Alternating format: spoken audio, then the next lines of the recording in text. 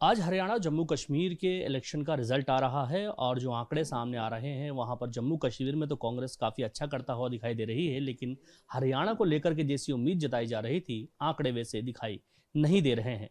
आंकड़ों में हरियाणा के अंदर कांग्रेस पिछड़ती हुई दिखाई दे रही है। आखिर इसकी क्या वजह रही, हमारे साथ बात करने के लिए उत्तराखंड कांग्रेस के वरिष्ठ नेता और पूर्व मुख्यमंत्री हरीश रावत जी हमसे जानते हैं। रावत जी, हरियाणा की स्थिति जैसी सोची थी, जो अंदाज़ा लगाया गया था कि हरियाणा में पूर्ण बहुमत की सरकार आएगी, फिलहाल आंकड़े ऐसे नहीं दिख रहे हैं। हम निश्चित तौर पर सरकार भी बना रहे हैं और अच्छे बहुमत के साथ बनाएंगे। अभी 9वें-10वें राउंड तक आने तो दीजिए। हमको हमारे कार्यकर्ता बता रहे हैं, जिन जिन क्षेत्रों में मैं गया था, कि नहीं साहब ये जो दिखा रहे हैं और इसके विपरीत नतीजे आएंगे। अभी जुलाना से मुझको किसी का टेलीफोन आया था, कह रहे थे कि विनेश कम से कम 10,000 से जीतेगी, आप चिंता न करिए। भटकल से चुनाव आया था कि विजय जो है साहब यहाँ 10-12 हज़ार से ज़्यादा वोटों से जीतेंगे। तो ये लोगों का कॉन्फिडेंस लेवल कार्यकर्ता का बताता है। और सबसे बड़ी बात यह है, हमने एक पॉजिटिव नैरेटिव तैयार किया, हमारी लीडरशिप ने। हमने उस पॉजिटिव नैरेटिव के आधार पर वोट मांगा है और भाजपा प्रारंभ से ही नकारात्मक रही है, सुरक्षात्मक रही है। 9 साल से ज़्यादा जिसको मुख्यमंत्री रखा, उसको अंत में तुमने खटारा मान लिया, उसको अलग कर दिया। है? क्या लोग इस खेल को नहीं समझ रहे? तो और फिर जिन सवालों पर महिला स्वाभिमान, किसान स्वाभिमान, किसान का हित, नौजवान की रोजी रोटी, अग्निवीर जैसे मुद्दे और बहुत सारे ऐसे मुद्दे हैं। हरियाणा में सड़कें बहुत ही ख़राब हालत में हैं, उद्योग आ नहीं रहे हैं, कानून व्यवस्था की स्थिति में गिरावट है। तो इन सब चीज़ों के खिलाफ हरियाणा वोट कर रहा है। आप देखिएगा हम 60 का आंकड़ा पार करेंगे।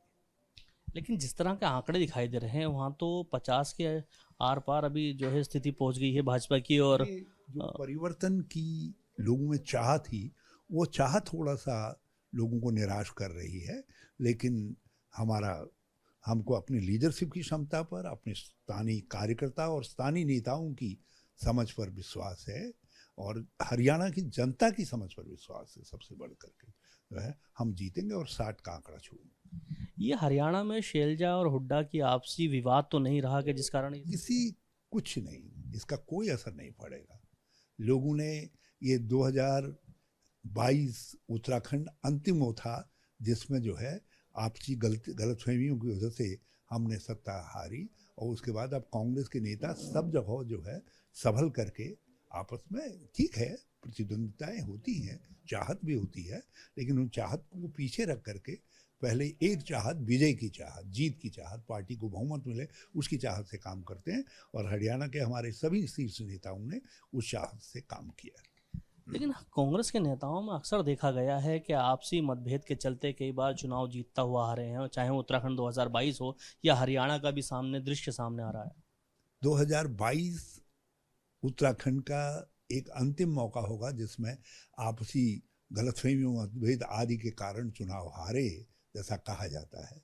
और हरियाणा और दूसरी जगह हम उससे सबक ले रहे हैं।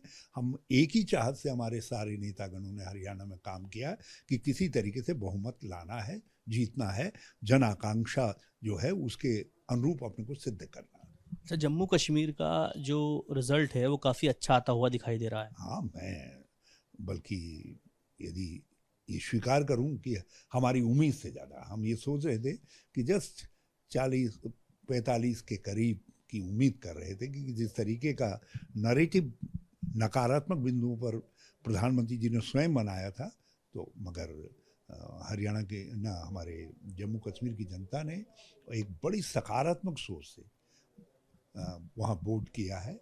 और जिस प्रकार का इस समय रुझान दिखाई दे रहा है, उससे लग रहा है कि लेफ्टिनेंट गवर्नर की पोस्ट का दुरुपयोग हो सकता है। उस संभावना को भी जम्मू कश्मीर के लोग नकार देना चाहते हैं, इतना बहुमत देना चाहते हैं ताकि शांति, सद्भाव, विश्वास और विकास की सरकार जम्मू कश्मीर में बन सके। अच्छा, एक आखिरी सवाल है, हरियाणा के अंदर जिस तरह से आंकड़े हैं, अगर आंकड़े यही रहते हैं शाम तक और सरकार नहीं बन पाती है कांग्रेस की, तो इसका ठिकरा किसके सर फोड़ा जाएगा?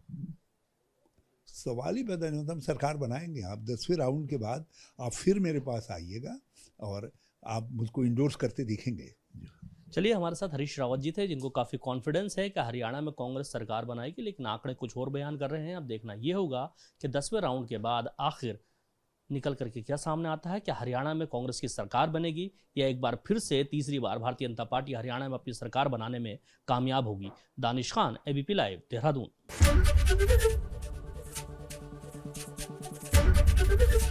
एबीपी गंगा, खबर आपकी, जुबान आपकी।